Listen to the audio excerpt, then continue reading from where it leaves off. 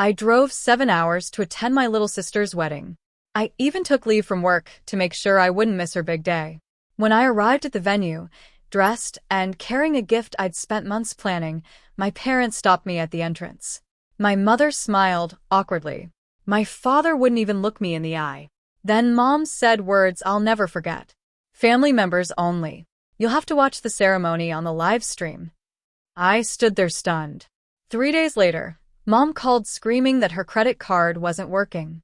Then she demanded I pay a $23,000 bill. I drove 7 hours to attend my sister Ava's wedding. The trip should have felt exciting. Instead, most of the drive was spent answering work emails and trying to convince myself everything would finally be different. For as long as I could remember, I had been the dependable daughter, the responsible one, the one everyone called whenever something went wrong, especially when money was involved.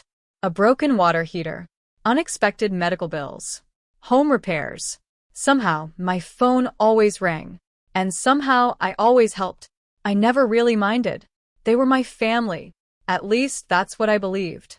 When Ava got engaged, I was genuinely happy for her. She'd found a good man. They seemed perfect together. A few months before the wedding, my parents started talking about expenses. The venue cost more than expected. The flowers cost more than expected. Apparently, everything cost more than expected. I helped where I could, paid for several wedding expenses, covered deposits when deadlines were approaching. Each time, my parents promised they would figure everything out later. I didn't keep score. I just wanted Ava to have a beautiful wedding. The morning of the ceremony, I left before sunrise. I even used vacation days from work, so I wouldn't miss it. By the time I reached the venue, I was exhausted but excited. The place looked incredible. Large stone buildings, perfect gardens, white decorations everywhere. Guests filled the courtyard. Laughter echoed through the air. For a moment, everything felt worth it. Then I saw my parents. The second they noticed me, something seemed wrong. My mother forced a smile. My father looked away. Neither of them hugged me. Neither seemed happy I was there. A strange feeling settled in my stomach. Is everything okay? I asked. Of course, Mom replied quickly. Too quickly. Dad still wouldn't meet my eyes. I glanced toward the ceremony entrance. Guests were already being seated. I should get inside. My mother stepped in front of me.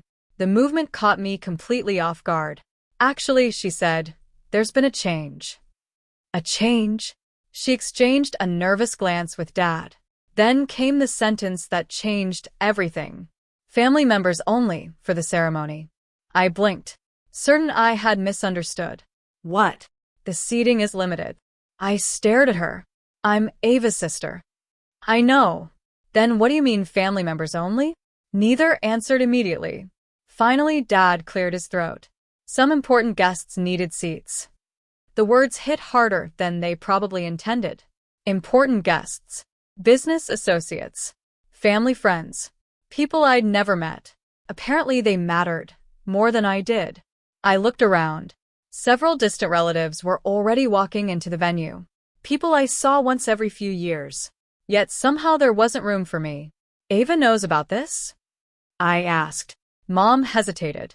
That hesitation gave me my answer. I suddenly understood. My sister had no idea. For a brief moment, I considered arguing, demanding answers, walking inside anyway. But one look around changed my mind. It was Ava's wedding day. She deserved peace, not a public scene. So I swallowed the hurt, reached into my car, and grabbed the gift I'd brought. Months of planning, carefully chosen, wrapped by hand. I handed it to my mother. Give this to Ava. Her expression softened slightly. Thank you for understanding. I almost laughed. Understanding wasn't the word, but I nodded anyway. Then I turned around, walked back to my car, and left. That evening, I sat alone in a hotel room. I watched part of the ceremony through a live stream link someone posted online. My sister looked happy. That was the only thing that mattered. No calls came afterward. No apology. No explanation. Nothing. 3 days later, my phone rang. The caller ID said Mom. The moment I answered, she sounded panicked. And before the conversation ended, I learned there was an unpaid wedding bill worth $23,000. The panic in my mother's voice was immediate. "Thank goodness you answered." I pulled the phone away from my ear slightly. "Hello to you too. This isn't funny." I frowned. What happened? For a moment, all I heard was heavy breathing. Then she finally said it. "My credit card isn't working." I waited. And the venue payment didn't go through. I blinked. What venue payment? The final wedding balance. A knot formed in my stomach. How much? Another pause. $23,000. I nearly dropped the phone. 23,000? We thought it was handled. We. Your father and I.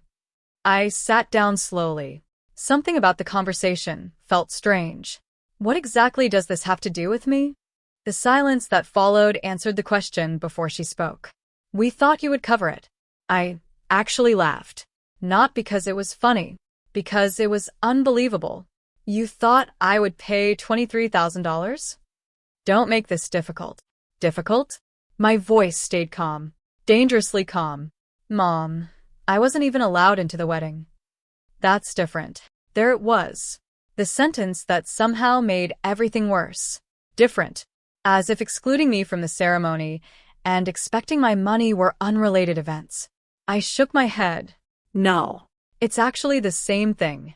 She immediately became defensive. We had a lot of pressure. So you told me I wasn't family enough for a seat. That's not what happened. It's exactly what happened. For several seconds, neither of us spoke. Then she lowered her voice. The vendors need payment. I stared out the window. And whose name is on the contracts? Another silence. Not mine, apparently, because she changed the subject immediately. Over the next few minutes, the truth slowly emerged. My parents had promised payments based on assumptions.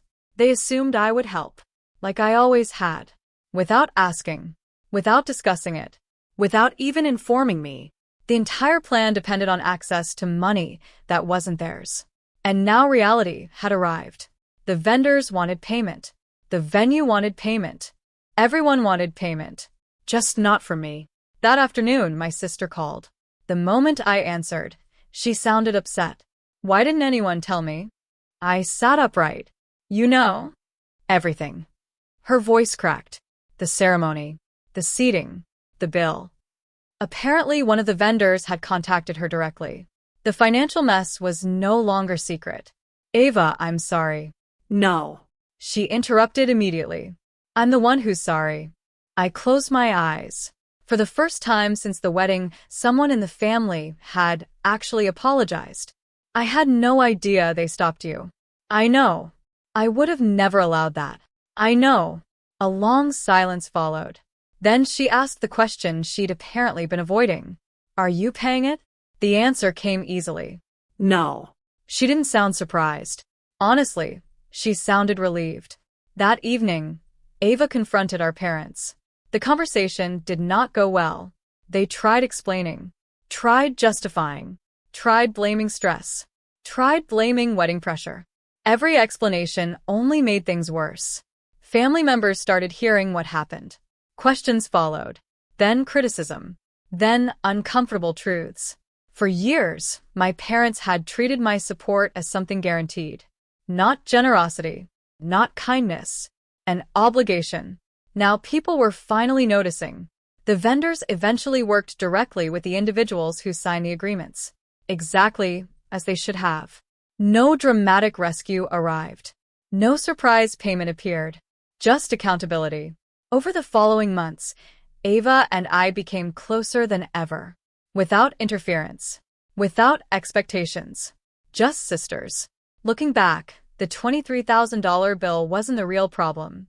The real problem was what my parents believed. They believed respect could be replaced by obligation. That family loyalty could be demanded. That someone excluded from the celebration would still quietly fund it afterward. They were wrong. Because family isn't measured by what someone pays. It's measured by how they're treated. And the day they told me I wasn't family enough for a seat at the wedding, they lost the right to expect a check from me. For the first time in my life, I chose self-respect over guilt. And I never regretted it.